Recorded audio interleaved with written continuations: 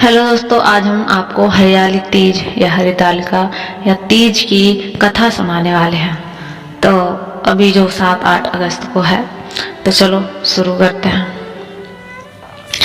शिव पुराण के अनुसार भगवान शिव माता पार्वती से कहते हैं, हे पार्वती, बहुत समय पहले तुमने हिमालय पर मुझे पति के रूप में पाने के लिए घोर तप किया था। इस दौरान तुमने अन्न जल त्याग कर सूखे पत्ते चबाकर दिन व्यतीत किए थे। किसी भी मौसम की परवाह किए बिना तुमने निरंतर तप किया। तुम्हारी इस स्थिति को देखकर तुम्हारे पिता बहुत दुखी हुए थे। ऐसी स्थिति में नारद जी तुम्हारे घर पधारे। जब तुम्हारे पिता ने नारद जी से उनके आगमन का कारण पूछा तो नारद जी बोले, हे गिरिराज, मैं भगवान विष्णु के भेजने पर यहाँ आया हूँ। आपकी कन्या की घोर तपस्या से प्रसन्न होकर वह उसके विवाह कराना चाहते हैं। नारद जी की बात सुनकर पर्वतराज अति प्रसन्नता के साथ बोले, हे नारद जी, यदि स्वयं भगवान विष्णु मेरी कन्या से विवाह करना चाहते हैं तो इससे बड़ी तो कोई बात हो नहीं सकती। मैं इस विवाह के लिए तैयार हूँ। फिर शिव जी पार्वती जी से कहते हैं, तुम्हारे पिता की स्वीकृति पाकर नारद जी विष्णु जी के पास गए और यह शुभ समाचार सुना दिया। लेकिन जब तुम्हें इस विवाह के बारे में पता चला तो तुम्हें बहुत दुख हुआ।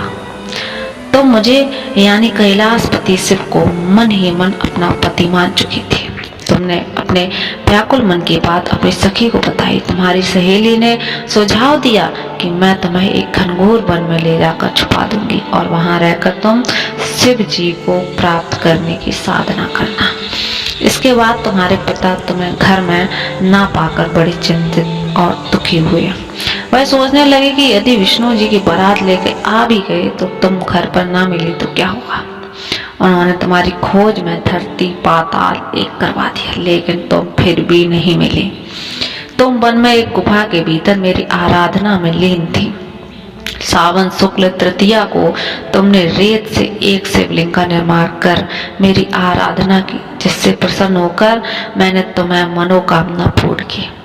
इसके बाद तुमने अपने पिता से कहा कि पिताजी, मैंने अपने जीवन का लंबा समय भगवान शिव की तपस्या में बिताया है और भगवान शिव ने मेरी तपस्या से प्रसन्न होकर मुझे स्वीकार भी कर लिया है।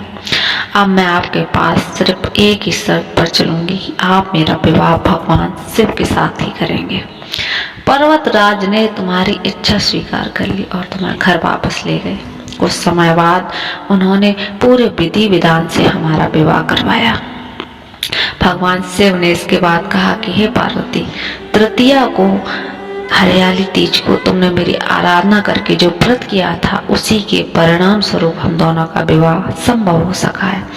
इस व्रत का महत्व यह है कि इस व्रत को पूर्ण निष्ठा से करने वाली स्त्री को मनवांछित फल देता हूँ। भगवान शिव ने पार्वती जी से कहा कि इस व्रत को जो भी स्त्री पूर्ण श्रद्धा से करेगी उसे तुम्हारी तरह अचल और अटल सुहाग प्राप्त होगा।